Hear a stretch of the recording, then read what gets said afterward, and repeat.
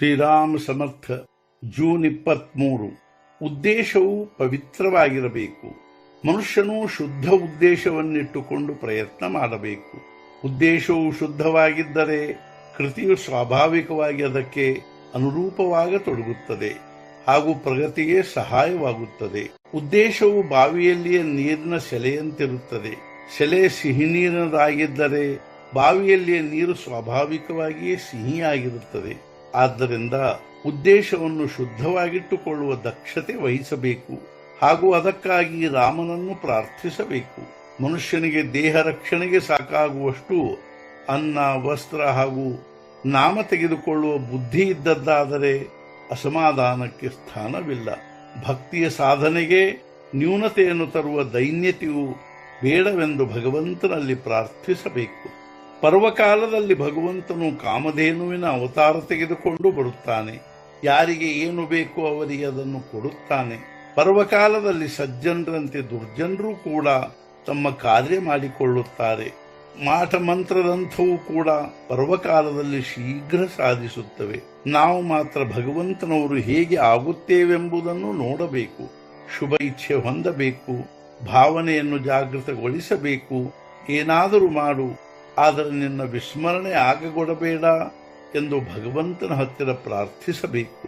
ಇಂದಿನವರೆಗೂ ತಿಳಿದೋ ಅಥವಾ ತಿಳಿಯದೆಯೋ ಮಾಡಿದ ಪಾಪಗಳನ್ನು ದೂರ ಮಾಡು. ಮುಂದೆ ಪುನಃ ಅವುಗಳನ್ನು ಮಾಡುವುದಿಲ್ಲ ಎಂದು ಅನ್ನಬೇಕು. ಅಂದರೆ ಹಿಂದಿನ ಪಾಪಗಳೆಲ್ಲವೂ ನಷ್ಟವಾಗುತ್ತವೆ. ಯಾರಿಗೆ ವಿಷಯದ ಅಭಿರುಚಿ ಇರುವುದೋ ಅವರಿಗೆ ಪರಮಾರ್ಥದಲ್ಲಿ ರುಚಿಯು ಬರಲಾರದು. ನರಕದಲ್ಲಿಯ ಕೀಡೆಗಳಿಗೆ ಹೇಸಿಗೆ ಅನಿಸುವುದಿಲ್ಲ. ಎಷ್ಟೋ ಜನರು ಪ್ರಪಂಚದಲ್ಲಿ ತನ್ಮಯರಾಗಿ ಸಾಧು ಸಂತರ ನಿಂದೆ ಮಾಡುತ್ತಾರೆ. ಅವರಿಗೆ ತಾನೊಬ್ಬನೇ ಜಾಣ, ದೊಡ್ಡವನು ಎಂಬ ಅಭಿಮಾನವಿರುತ್ತದೆ. ಆದರೆ ಅವರಿಗಿಂತ ಲಕ್ಷಾವಧಿ ಜಾಣರು ಹಾಗೂ ಶ್ರೀಮಂತರು ಈ ಜಗತ್ತಿನಲ್ಲಿ ಇರುವರೆಂಬುದು ಅವರಿಗೆ ತಿಳಿಯುವುದಿಲ್ಲ.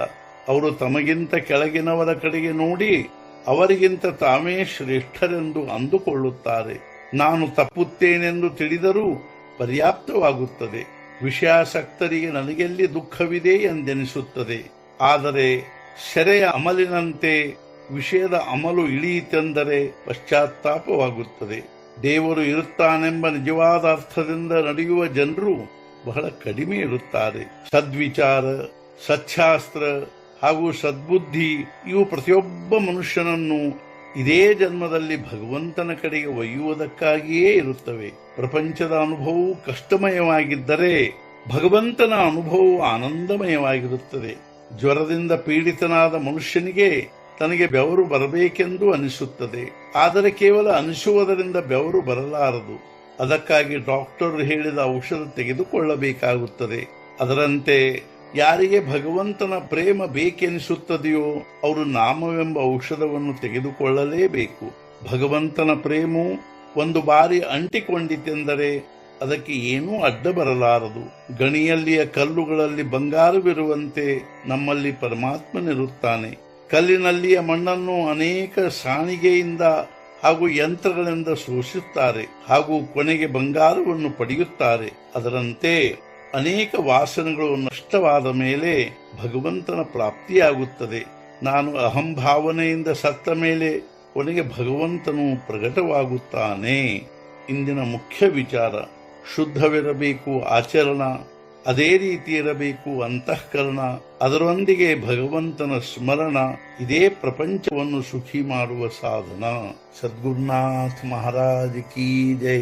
ಜೈ ಜೈ ರಘುವೀರ ಸಮರ್ಥ.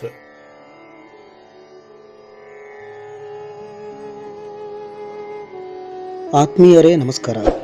ಜ್ಯೋತಿಷ್ಯ ದಾರಿದೀಪ ಯೂಟ್ಯೂಬ್ ಚಾನಲ್ಗೆ ಸ್ವಾಗತ. ಈ ಕೂಡಲೇ ನಮ್ಮ ಜ್ಯೋತಿಷ್ಯ ದಾರಿದೀಪ ಯೂಟ್ಯೂಬ್ ಚಾನಲನ್ನು ಸಬ್ಸ್ಕ್ರೈಬ್ ಮಾಡಿರಿ, ಹಂಗೆ ಶೇರ್ ಮಾಡಿರಿ, ಲೈಕ್ ಮಾಡಿರಿ, ಅಭಿಪ್ರಾಯಗಳನ್ನು ಕಮೆಂಟ್ ಬಾಕ್ಸ್ನಲ್ಲಿ ತಿಳಿಸ್ರಿ. ಮುಂದಿನ ನೋಟಿಫಿಕೇಷನ್ಗಾಗಿ ಬೆಲ್ ಬಟನನ್ನು ತಪ್ಪದ ಕ್ಲಿಕ್ ಮಾಡಿರಿ.